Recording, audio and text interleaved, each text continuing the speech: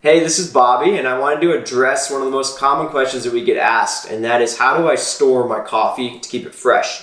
So the easiest thing to do is just keep it in the bag, but when you roll it down, get all the oxygen out of it, roll it down tight, and store that away from sunlight. So pantry, countertop, wherever. That's easy, but use it within the month, because after that, coffee's going to lose its freshness. Next step up would be a vacuum canister. You can put your beans in. These are fairly cheap. They're going to be a little bit better than just keeping in your bag. What these do is they push out all the air so there's no headspace. It's going to help, but it won't. This won't keep your beans fresh indefinitely, because when you're opening it and closing it every day, you're exposing it to oxygen and humidity. So this is a little bit better. The next best thing is to freeze your beans, but a couple really important caveats to that I want to address. And I do not recommend putting it in the refrigerator. So if you do freeze coffee, you're going to want to make sure it's sealed and there's no oxygen getting into that bag of coffee.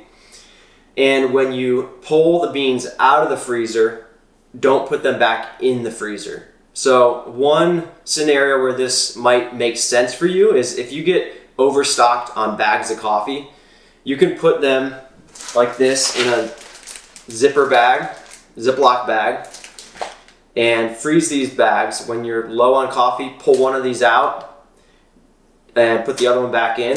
But once you pull it out of the freezer, leave it out of the freezer. Don't open the bag and put it back in.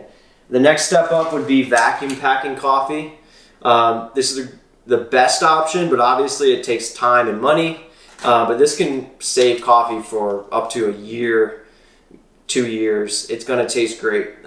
So vacuum pack it, throw it in the freezer. When you pull it out of the freezer, one very important thing is let it thaw before you open it and grind it. Because if you open it when it's frozen, you're going to get a bunch of condensation that'll form on the beans.